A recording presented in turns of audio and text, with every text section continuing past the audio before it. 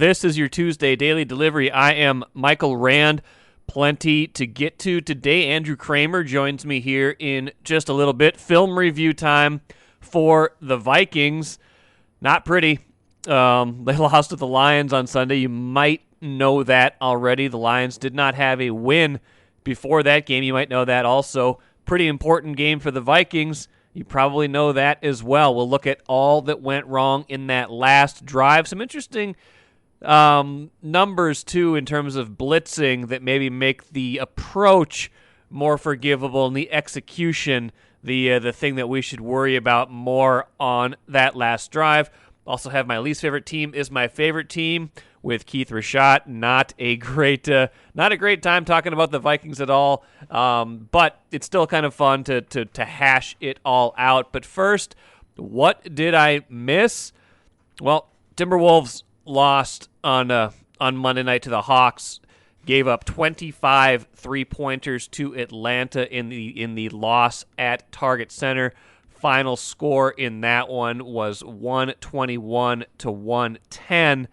You know, there's going to be nights like that where teams just shoot the lights out. That said, I feel like the game underscored three things that that not necessarily troubling, but that you got to watch for with this year's Timberwolves team. And they started out 3-1, then they had that big slide where they got to 4-9, then they won 7 out of 8 to get over 500 at 11-10, and now they've lost 3 in a row to be now at 11-13. So here's three thoughts I have about the Wolves off of that game. Number one, obviously three-point shooting is going to be a big deal for them. Opponent three-point shooting, they've been very good in that area this season, 32.5% still. That's number 3 in the league. That's the percentage they're allowing this season. Last 3 games, though, games they've lost, all 3 of them, 39.4% for opponents. That is more in line with last season when they gave up 39.2% from behind the arc, a NBA worst. So that is a fragile stat, and it's a little bit of an outlier stat, too, when you have a good three-point shooting defense, although I think by and large this season they've done a good job defending the three-point line, and I think Chris Finch, you'll hear this right now, did not like the way they defended that on Monday night. I mean, we just stopped short. Like, our urgency to contest shots was not there. I mean, we've been really good at that all year. First couple possessions of the game, we did a great job. And then as the game went on, we just kept stopping short. So we didn't run shooters off the line. Number 2, as D'Angelo Russell goes this year, we've talked about that, so will the Wolves to a large degree. They are 11-10 when he plays, did not play last night. They are 0-3 when he does not play. Now, all 3 opponents were relatively difficult games, 2 against the Clippers, 1 against Atlanta, but all 3 were at Target Center. Winnable games, to be sure. And even when D'Angelo Russell is not shooting well, he's played surprisingly good defense this season, and he is the quarterback of the team, kind of on both ends of the floor to a certain degree. And when he's not on the floor, his absence is felt. He makes everybody's life easier, even when he's not shooting well. So they need him back. Even if you don't love the volume of shots he takes, even if you don't love everything about his game, he has a certain amount of value to this team that that shows through when he's there, and quite honestly shows through when he is not on the court as well. And the final thing, this is still a fragile team. Wins and losses are going to be fragile this season, and they've got to figure out a way to keep this little slide of 3 games from turning into 6, 7, 8.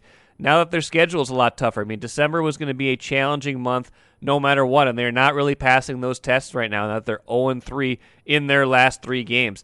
Can they stop the bleeding? Can they get themselves back over 500 at some point here in the not-too-distant future? Or is this going to become another one of those seasons where there's a certain amount of promise and then it descends into something much uglier? This team feels better than teams in the past, but until they do it on the court, I can't believe 100% that it's going to be any different. Take a playcation to Mystic Lake for 24/7 gaming, fun restaurants and bars, and luxurious hotel rooms. And join Club M to bask in the rewards. Follow the lights to Mystic Lake, where every day is play day.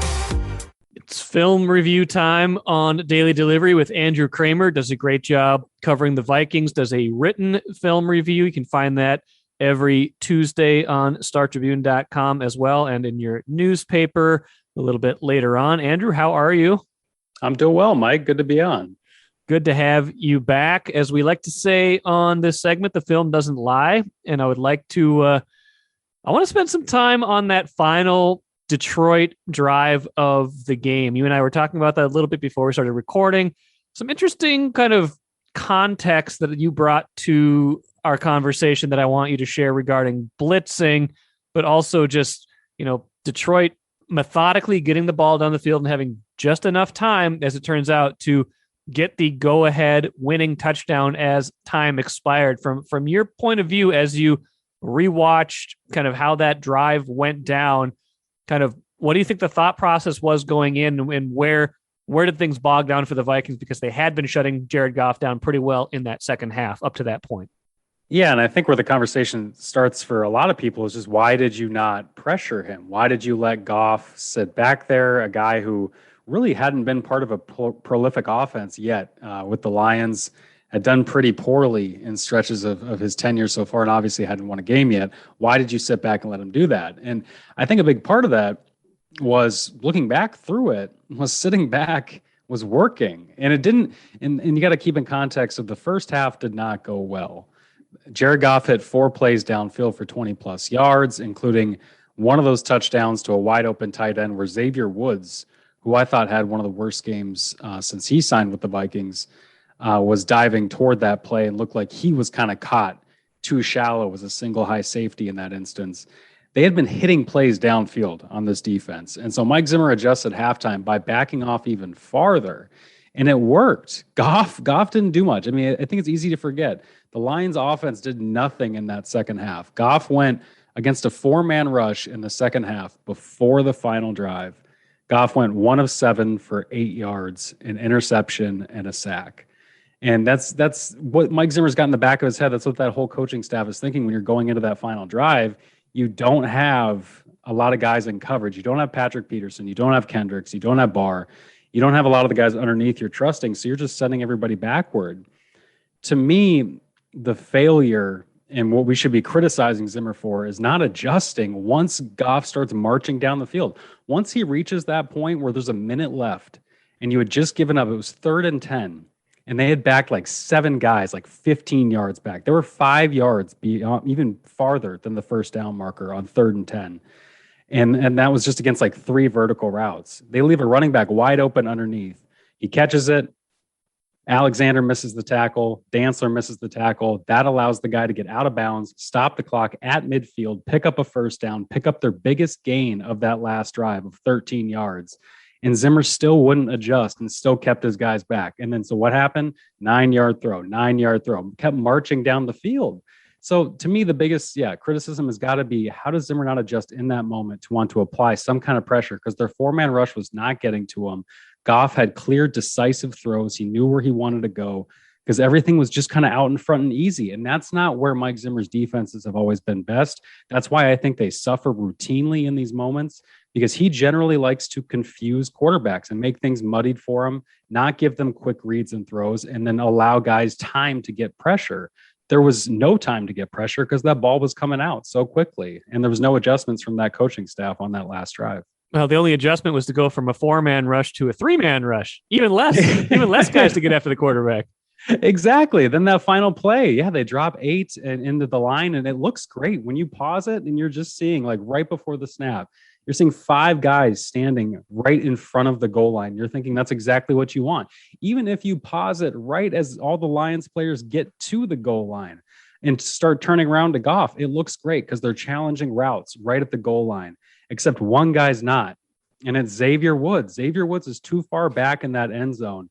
It's not Cameron Dantzler's fault in my estimation. And when I asked Zimmer about this after the game, I said, was Dantzler too far back? And he said, no, but I couldn't tell where his inside help was. Looking back at it, his inside help should have been Xavier Woods, because if you look at the opposite side of the field, you will see a mirrored route pattern by the Lions where they run the same thing on the other outside. And it's Josh Metellus, who is the safety on the opposite side. He turns his body and gives that corner inside help against that route that Xavier Woods does not do for the opposite route that scored the touchdown. So that's 2 touchdowns on Xavier Woods, and just a really bad game for him and for this secondary, and the aforementioned missed tackles from the corners too on that drive.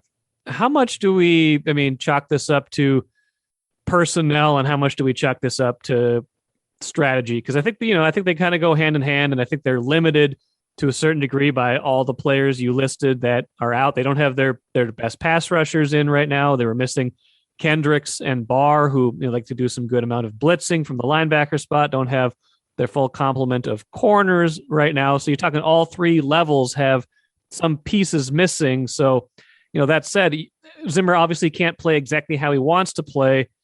Probably played it pretty safe, and it could have worked. So what I guess the question for you is this more on a failure of kind of creativity and figuring out how to defend this in the moment, or is this just they don't have enough good players right now on the field? Yeah, I think it's certainly a catch-22. It's a spot where I can see where Zimmer and the coaching staff lose themselves a little bit and thinking we've got to kind of get really basic here, make sure the Cameron Dantzlers, the Blake Lynches, the Troy Dyes, all these guys that are playing replacement reps, making sure they all know what to do. And because the biggest sin you can make is just not being where you're supposed to be and giving up a 70-yard play or whatever that can happen downfield. And so I think the biggest thing is when Zimmer doesn't have those guys, you're thinking you've got to simplify things. You're thinking you've got to just play straight up. And especially against the Lions offense that, let's be honest, the Vikings offense did enough to win that game. And you should have kept that Lions offense. If you kept them to their season averages, you would have won that game in terms of scoring. And the Detroit's just not good. And so you're thinking that going into it, that should be enough, just vanilla, whatever. Because you watch that game back, there was maybe 1 or 2 instances of a double A gap look. There was one time the first blitz they called in that game didn't come until 3 minutes before halftime. And it was Harrison Smith off the edge, and Jared Goff beats it for a 27-yarder off play action. So you're thinking there, if you're Mike Zimmer, I'm not going to go back to that. And he didn't. That was the only time Harrison Smith blitzed. Every other time it was Blake Lynch. I think Xavier Woods did once, but they kept their best defenders in coverage pretty much that entire game. And it came back to bite him at the very end. And then again, not adjusting on that last drive. Even if you don't have the personnel, I understand that's an issue. You could still get to Goff quick enough to force him to make a bad decision. We've seen that movie enough with this quarterback that I think Harrison Smith, after the game, he was asked directly by somebody, are you surprised you didn't blitz more? And Harrison said, that's not my area. that to me kind of says it all. He seemed frustrated. I was going to ask you about that as maybe the final thing. I mean, Ben used quotes from Harrison Smith, I think, in both the beginning and the end of his game story, where, it was basically lamenting some of the missed tackles that allowed people to stay in bounds, and, kind of lamenting the fact that they were a little bit soft in coverage, maybe on that final drive. Is this, again, is that a frustration of execution, or do you think that's a frustration of the plan? I think both, because this is now 2 straight years for Harrison Smith of something he's not used to. I mean, he's been through losing seasons up and downs before, but he hasn't been through playing with corners that have blown this many coverages or a teammate and a safety in Xavier Woods who's done this. I mean, think about Anthony Harris led the NFL in interceptions 2 years ago. I mean, that's kind of the standard. And then 2 years before that, they were the number 1 defense. Like, this is frustrating to a guy who's trying to maximize the end of his career. And I totally get it, because it's not necessarily him. It's not like he's been perfect either, but he's not the one they're just throwing away from him because his teammates, if it's not Bashaud Breeland, it's Xavier Woods. If it's not him, it's Cameron Dantzler or somebody else who's messing up. I think back to last year, that game-losing touchdown in Seattle where Harrison Smith tells Cam to cover your bleeping guy. Like, that's the vibe that Harrison was giving out on Sunday in Detroit. Well, we'll see where they go from there. Don't have a whole lot of time to think about everything they've done. They'll get right back on the field Thursday against a Steelers offense that's frankly not terribly dynamic as well, but just is coming off a win over Baltimore and maybe feeling a little bit better about themselves. Yeah, Pittsburgh might be what the doctor ordered. We'll have to see. And the fact that the Vikings might get, they put out an estimated injury report today saying that Kendricks and Barr, if they would have held a practice, would have participated today, which is a good sign for them. Well, we'll be back at it again. Thanks, Andrew. Thanks, Mike. Good stuff as usual from Andrew Krammer, breaking down the film, even if we didn't necessarily want to hear it, want to watch it. Interesting stuff too about how the Vikings had not had much success blitzing and how much of their work in the second half had come with rushing only 4. And interesting too that his analysis shows that Xavier Woods was the culprit on that final play and not so much Cameron Dantzler. That's why we go back and look. Be interested to see what Mike Zimmer has to say about that as well. It is time once again for my least favorite team is my favorite team. It's been of all the years to start this podcast and this particular podcast segment, I don't think we could have asked for 12 more blessed games than this season has offered for the Vikings for a segment called My Least Favorite Team is My Favorite Team, because every single game has been close. The Vikings have had a lead, I believe, in every single game this season, yet they've only won 5 of them, 5-7 now, including a loss to the previously winless Lions on Sunday. Keith Rashat joins me as usual. I'm told he maybe has some more poetry. I think he had something special cooked up in the event that the Vikings might do this and lose to the Lions. Is that correct, sir? Well, I do have some more poetry. And by the way, if you mean by blessed, you mean fundamentally stupid, then I agree wholeheartedly. We've been gifted. This segment has been gifted with the these 12 to 15 minutes that we spend talking about the Vikings are so much easier when it's like if this was just routine, 27 to 16 kind of games all the time where, they fell a little bit short or, they were pretty solid today. It would be a lot harder to talk about them. When they make every game excruciating, this segment is so much better. Well, but then again, I wouldn't know it any other way because that's all they've done this year. Yeah, that's exactly all they've done. And plus, that's a deep insult to my creativity and poetry. That I couldn't come you have the soul of a poet. 16. I do. You have the soul of a poet, and I'm told you've got something that I, quote unquote, just need to trust you about. So, Yes. And so I have 3 limericks for you today. We've done limericks before. We're going to do limericks again. And you're going to have to trust me. I am a little disappointed in myself. It's hard to explain why. Let me just start with the limericks, and you'll see what I mean in terms of my disappointment with myself here. Got it. So, number 1, they should have had the game under lock, but the defense can't tackle or block. And there's simply no debating. This team is consistently frustrating. So Zimmer, hairy ears.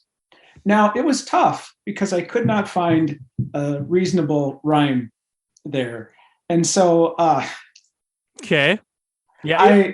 But it speaks to the frustration that is this team that you were just talking about. Yes.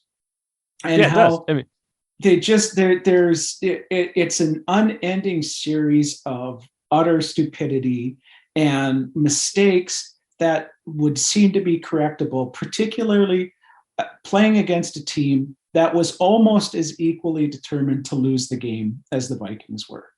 No, they were. They in the end, somehow the Vikings the Lions I don't know what I'm saying. The Vikings just outdid themselves. The Lions, both the games against the Lions this year have been ridiculous. Come down to the final play. And in one case, the Vikings outdid themselves, and in one case, the Lions outdid themselves. It was true poetry in motion. It's just, they tried. Jared Goff fumbled that ball on 4th down late in the game. It looked like they should have just walked away with this game, but they couldn't do it. They just were unable to do it. And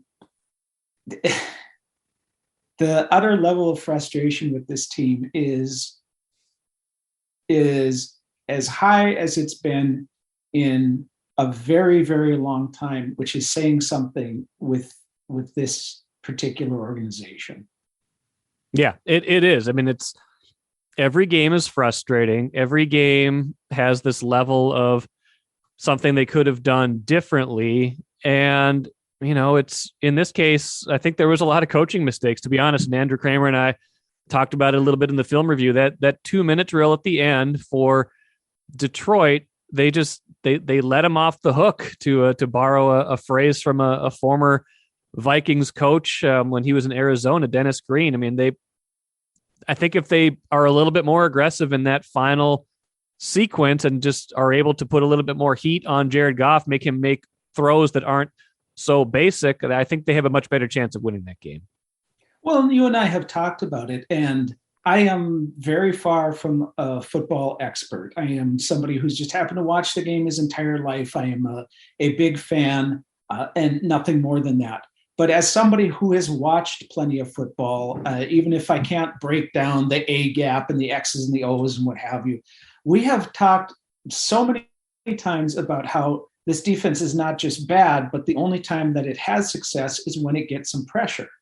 And for them to decide that they're not going to bother trying to get any pressure during that crucial part of the game where they could have ended it, where Mike Zimmer's defense, his pride and joy, once again fails completely and totally and miserably, right? To make the choice to not do the one thing that is the single key to success, the bit and piece that you've been able to put, the bits and pieces you've been able to put together during the course of this year, makes zero sense whatsoever. Yeah, I agree. I mean, injuries certainly played a role, but I still think schematically the things could have been different at the end. Okay, Limerick number 2. Well, that really ties into Limerick number 2 here. So let me get this lined up. Okay. This team has had no injury luck. The roster looks like it was hit by a truck. Perhaps we should keep this in mind and learn to be a little more kind. But honestly, I just don't give a hoot. Yeah. Right? You just have to step up. Right? It's all you hear every week is about how you have to step up. And they couldn't do it against the worst team in the league.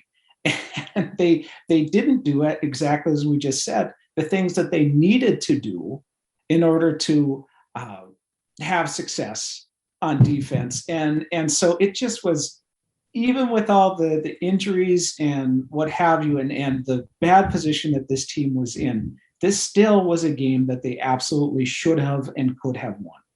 Yeah, it was. I mean, they were chasing points all game, basically. They kicked some early field goals when they couldn't get something going in the red zone. They had 3 failed 2-point conversions. They went for it. Dumb 2-point conversions, by the way. Yeah, I mean, everything except the last one. The last one where they're down by 2 because they've missed the first 2. Right. When you're down by 2 late, you got to go for 2. And maybe one of the other ones was, I get it. You're trying to get it within a field goal, but you're just giving away,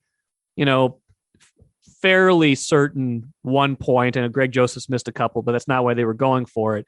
But you're chasing those points. You gave away 3 points at the end of the first half by being stubborn and trying to go for it on 4th down in your own territory and not picking it up. And Detroit gets a field goal there to go up 20-6 at halftime. So you just, despite all of the points that you kind of either left on the board or gave up in, giveaway fashion, they did get the lead back late, 27-23, and they just couldn't, for whatever reason, they couldn't make it work. So it's just, I don't know. It's kind of what they are. It's just kind of what they are. Yeah. And again, it points to so many of the flaws that were obvious before the season started and have been just as obvious during the course of the season. And I'm not as disappointed with the idea of going for 2 points that in and of itself, the 3 different times they did, third one they had to. The other ones, are a little bit more debatable, but they're at least defensible. What is less defensible is knowing you've got a bad offensive line that has one of their better players out, and at least one of your 2-point conversions is just trying to slam your backup running back into the middle of the bad offensive line to pick up this yard where everybody else in the Detroit Lions are stacked into the box. Now, this offense did have success, but I saw more bootlegs right during the course of this game and getting Kirk Cousins away from the offensive line and moving him out of the pocket where he had a little bit of time to throw than I've seen, I think, in any other game this season. And so then when it comes down to having to get these 2 points, right? To decide that you're all of a sudden going to man up and play power football with your backup running back and your depleted offensive line just speaks to how utterly uncreative and not very good this coaching staff seems to be. Yeah, and I think Zimmer didn't even like a couple of those 2-point conversion calls. Imagine that.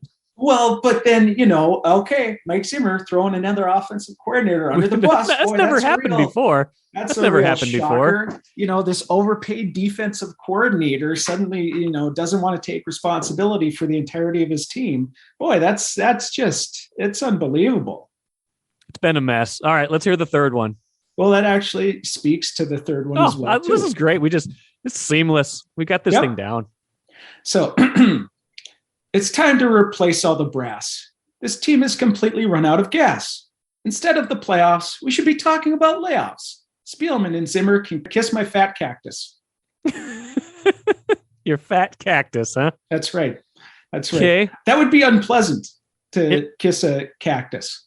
It would. I think it would. I wish I'd read the line a little bit better, but whatever. It's looking a little bit, we don't know how the rest of the year is going to go. They've got another game Thursday, which is, you can take that for whatever it's worth. I mean, if that game goes poorly, watch out, because Pittsburgh is not good. It's a short week. It's at home. The crowd could get hostile if things are not good. And then all of a sudden, then we're talking about nothing much left to play for this season. And then you could be starting to talk about people losing their jobs. I don't know if you get to this point in the year and there's going to be an in-season firing, although, different regime, but Dennis Green got fired with a couple games left in the year when Mike Tice took over. After losing to the Lions. The winless Lions, by the way. Yes. And Childress was 10 games into the season, I think, when he got fired and replaced by Frazier in the 2010 season. So it's not that the Wilfs wouldn't do it. Just kind of coach out the year with an interim. I don't imagine that's going to happen this year, but you never know. But let's just say Thursday is a important game for immediate job security for everybody involved. Well, to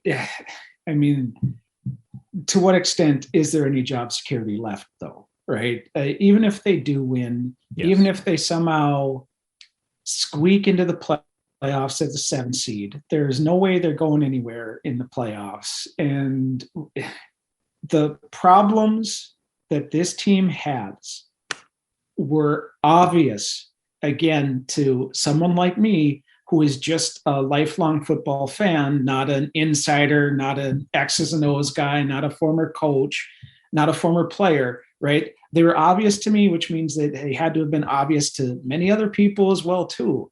And they've done nothing to correct those things. And Zimmer has barely budged during the course of this year. And then when we get into trouble again, as we just talked about, throws his offensive coordinator under the bus. There is no depth, despite the fact that Trader Rick gets 57 7th-round picks each and every year. So what is going to get better? What change could there possibly be? And, to some extent, you have to concede the injuries are a part of what's making things rough on the team this year. But they just lost to a winless team this late in the year with all of their issues still very much on display. And so it's not getting any better. It is time to move in a different direction. And if they lose to the Steelers, I think you may as well just make the change, because if it's going to happen anyway, there's no point in stringing it out for anybody. And if we want to play this little game where they keep flirting with the playoffs, where they're in the hunt graphic, like we talked about. They got to play better just to be in that graphic still, by the way. Now I'm a little worried now that they're not even going to be good enough to be in the hunt graphic. And so they have to overachieve to just get into the hunt graphic at this point. It's over. It's over. Every time we say that, though, they come crawling back. But I think you are right. Thursday's going to be interesting to say the least. enjoyed this conversation as I always do. I trusted you on the limericks. I'm thinking about it, thinking about how I feel about all of them, but I think I feel pretty good about them. A strange week this week. Obviously, Vikings play Thursday night. We probably won't do these segments again until Tuesday next week. Give us plenty of time to think about all that has happened. Let's finish with the cooler. Kirk Shiraka, officially rehired as Gophers offensive coordinator, had a lot of success here, particularly in 2019. The move was reported, rumbled about a few days ago, and now it is official. We will see if they can get back to the level of offense they had 2 years ago when they had that dominant 11-2 season. By the way, the Patriots only they only passed the ball 3 times on Monday Night Football and won, a game plan Mike Sanford Jr. would have loved and the 2021 Gophers would have loved. That will do it for today. Good stuff coming up the rest of the week. Hope you'll join me on Wednesday. I'm Michael Rand. We will see you then.